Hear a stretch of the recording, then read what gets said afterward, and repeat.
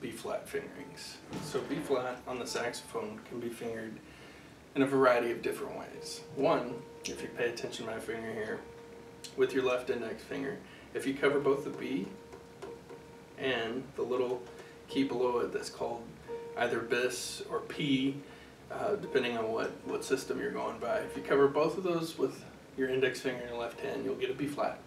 Alright, this is called bis or P. Alright, so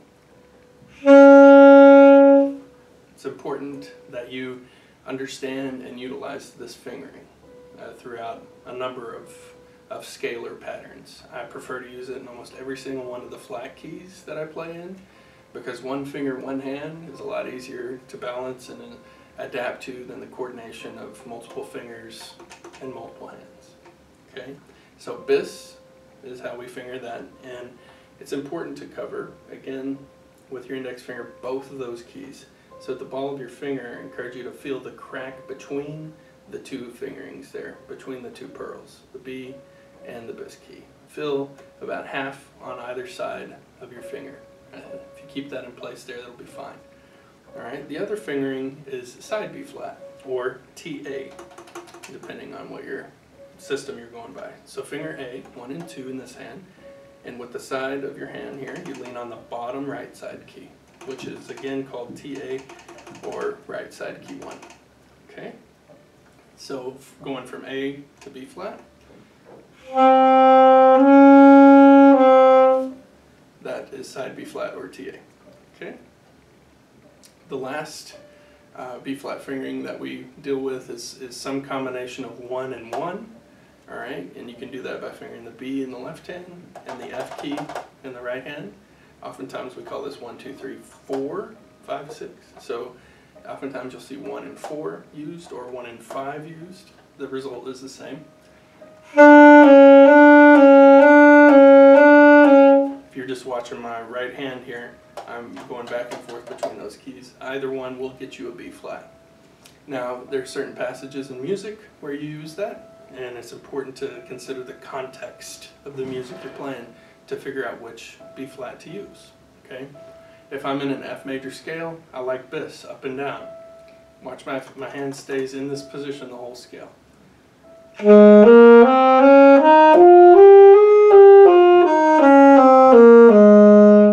One finger, one hand, I think is easier to juggle, again, as I said earlier, than 2 or 3 fingers and 2 hands. That scale can be played using side, but I don't advocate it for the really fast tempos that ultimately you'll want to go for. Okay? Now, taking one example here, I want you to watch a chromatic passage using B flat.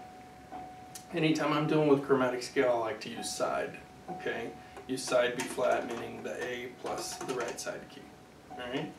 So, that's an okay use there. You could also use bis there. Again, paying attention to this part of my hand. So, I like to use side there because we're going to B natural and flopping back and forth between B and C. Okay? Now, if we take a portion of You're a Grand Old Flag, this excerpt,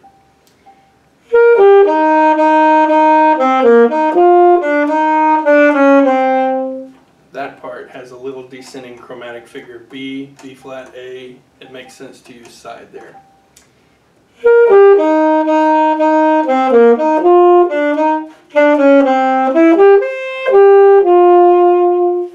Okay, so that's an example of using side. So again, consider the context of what you're playing. If it's scalar and we're in a flat key, I advocate using bis. Alright? If it's some sort of chromatic motion where you have B flats and B naturals in the same area, I advocate using side. I rarely use 1 and 1, but if, say, you're going from F to B flat, this is a good option. Okay, so just keep that in mind if you're doing maybe arpeggios that include some B flat to F patterns, then that's an okay choice. Alright, so again, we have bis, we have side B flat, and 1 and 1 on our B flat options. Consider the context to make the best choice for yourself. Alright, thank you.